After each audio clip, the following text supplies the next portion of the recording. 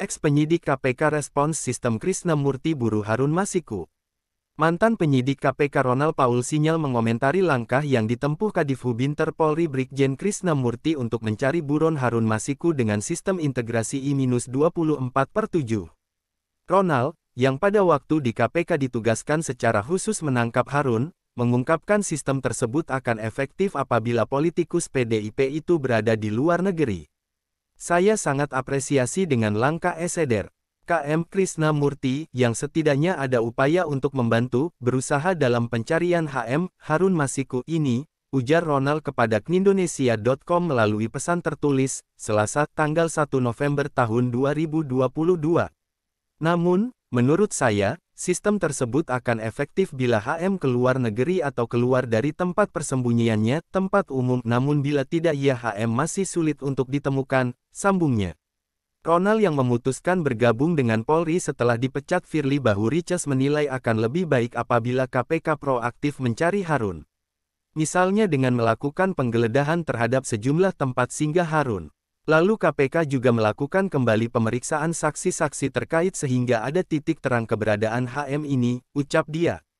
Tapi kembali lagi, saya sangat apresiasi dengan Polri yang mau proaktif dalam upaya pencarian HM yang sudah hampir 3 tahun ini belum ada update terbaru dari KPK, sambungnya. Sebelumnya, Krisnamurti mengklaim perburuan buron kasus dugaan suap komisioner KPU, yakni kader PDIP Harun Masiku kini bisa lebih optimal dengan sistem integrasi I-24/7.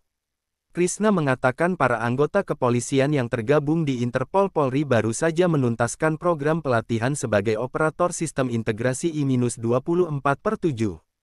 Krisna mengatakan para anggota kepolisian yang tergabung di Interpol Polri baru saja menuntaskan program pelatihan sebagai operator sistem integrasi I-24/7.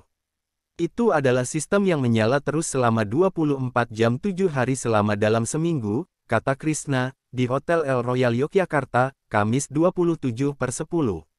Sistem integrasi ini nantinya dijadikan sebagai perangkat pelacak pelaku kejahatan melalui teknologi pengenalan wajah. Tujuan utama dari program ini adalah memperkecil celah para pelaku kejahatan lintas negara dengan memperkuat pengamanan. Dengan sistem ini, bagi Krisna, bukan tidak mungkin perburuan sosok Harun Masiku yang masuk ke dalam daftar Red Notice oleh Interpol dapat dilakukan lebih optimal. Harun Masiku masuk ke dalam daftar DPO KPK pada tanggal 20 Januari tahun 2020 silam.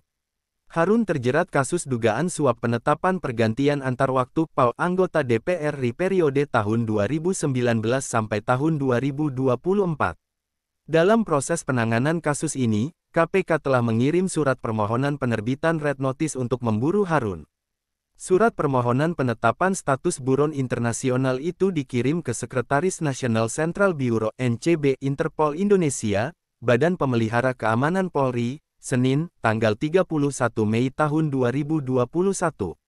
Selain itu, KPK juga bekerja sama dengan Direktorat Jenderal Ditjen Imigrasi Kementerian Hukum dan Hak Asasi Manusia Kemenkumham yang mempunyai tugas mengawasi lalu lintas seseorang untuk masuk dan keluar wilayah RI.